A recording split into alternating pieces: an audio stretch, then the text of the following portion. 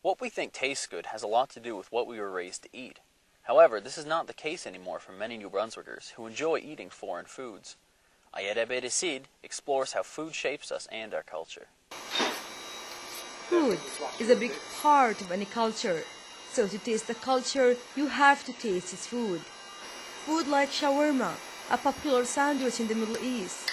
It's made of your choice of beef or chicken, pita bread, garlic, lettuce and tomato. And it's served here at Sahara. A month ago, the Lebanese restaurant Sahara opened in St. John.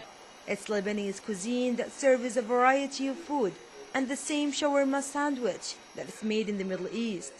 Yeah, everything's homemade here, so like that really makes people love that. When we say that, they get really excited.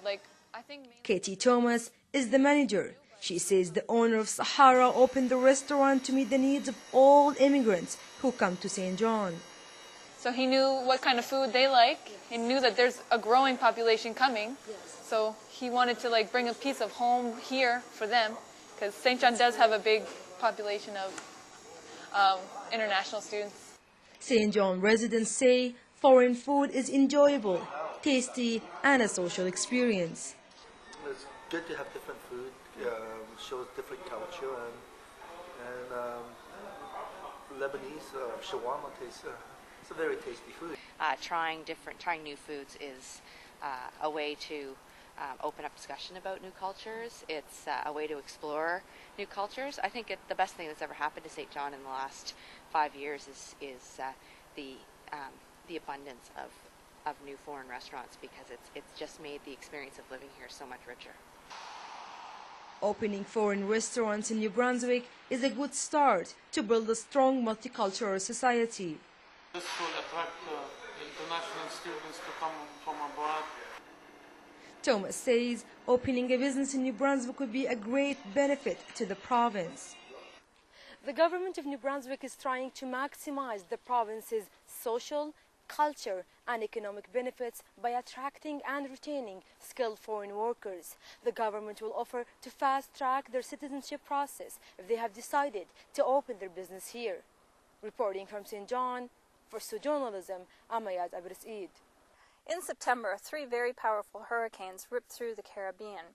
These hurricanes left behind a trail of death and destruction. Cuba was hit especially hard. 2 Fredericton students organized a concert last week to raise money for the hurricane victims in Cuba.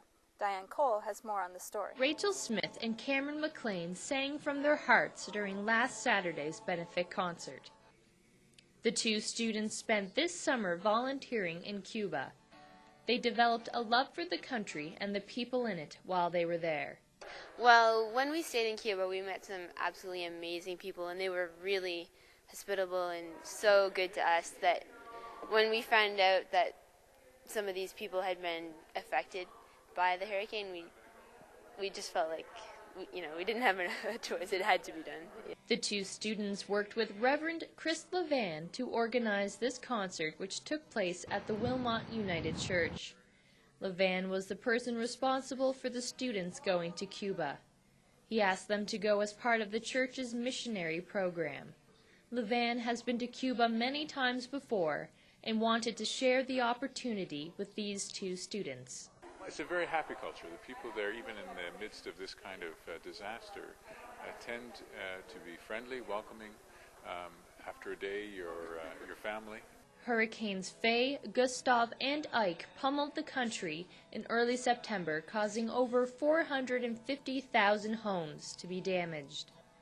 After Gustav, the second and largest hurricane, hit Cuba, millions of people were evacuated. Those who weren't took refuge in shelters to brace against the strong winds and waters that Ike brought to the island. Various organizations are trying to help Cuba rebuild in the wake of these vicious storms. This concert is just another way for the Fredericton community to help reach out to the victims of the hurricanes. The Wilmot United Church is also collecting Band-Aid products to send to Cuba. After the hurricanes, Band-Aids are in high demand, but those affected by the storms have limited access to these products. Levan will be leaving this week to take the donated Band-Aids down to Cuba. He will also be taking money raised from the benefit concert.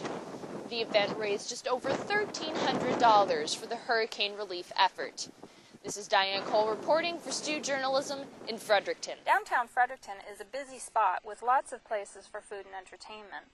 But for those who can't afford expensive restaurants, there is another option. The Wilmot United Church drop-in happens every Saturday night. They welcome anyone who doesn't have money for food or entertainment. Liz Dale has more on the story. On Saturday nights, this gym is full of people. The Wilmot United Church drop-in is a night of food, games, and entertainment for those who can't afford it.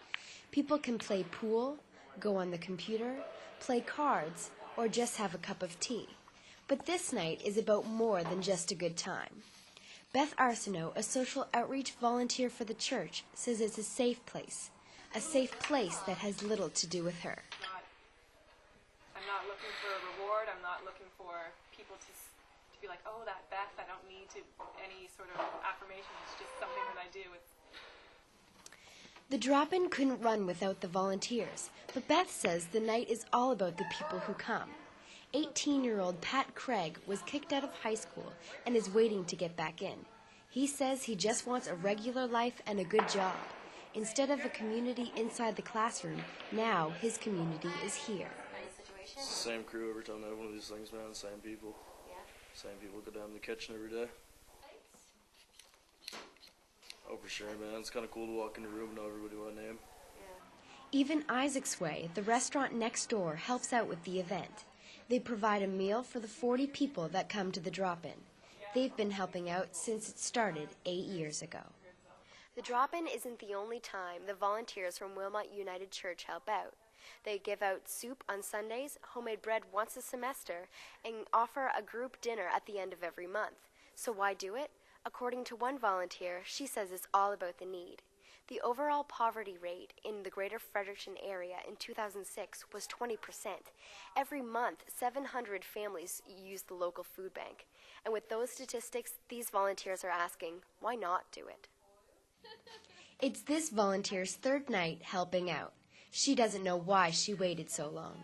No, I agree with Beth. I mean, like I said, there's just such a need, and I have the time and the energy, and some people have so little, and whatever little bit we can do to help. I mean. For Stu Journalism, I'm Liz Dale in Fredericton. October is Breast Cancer Awareness Month in Canada. The campus's Women's Centre celebrated this special month in style with a pink party. Corinne Frost is live outside the Student Union building. How'd it go today, Corinne? Well, Matt, there was a good turnout today.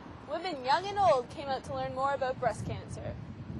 The Canadian Cancer Society says 1 in 9 women are affected by breast cancer. That's why the Women's Centre decided to hold their first annual pink party. The Centre distributed pamphlets and information on early detection and prevention of breast cancer. Volunteers discussed the importance of regular breast exams and mammograms. I didn't know you had to be 50 before you had a regular mammogram, but it's kind of something to look forward to, isn't it? The women participated in quizzes and questionnaires that tested their knowledge of breast and cervical cancer. If you're more informed, you're better off, so that's pretty much what drove me to come. Julie Clark is the chair of the Women's Centre. She says the party was a good opportunity to catch women before it's too late. A lot of the times I find you're bombarded with information that you need to know, and sometimes it's like you need to know this, you need to do it right now. And the thing with breast cancer is most of the time it affects people a little bit older than our age, so we might actually be prepared this time to get the information out to the younger women so that they can prepare and know when to get mammograms and know at the age when they should start asking their doctors questions and stuff like that. So it's basically a preventative measure in hopes that women can learn about breast cancer, about their breasts, and then go on and share it to other people. Each attendee was also given a Thingamaboob keychain provided by the Canadian Cancer Society. Each bead on the keychain represents lump sizes found at different times. Back to you, Matt. For all of us here at Basement Tapes, I'm Matt Robertson. Thanks for stopping by. See you in 2 weeks.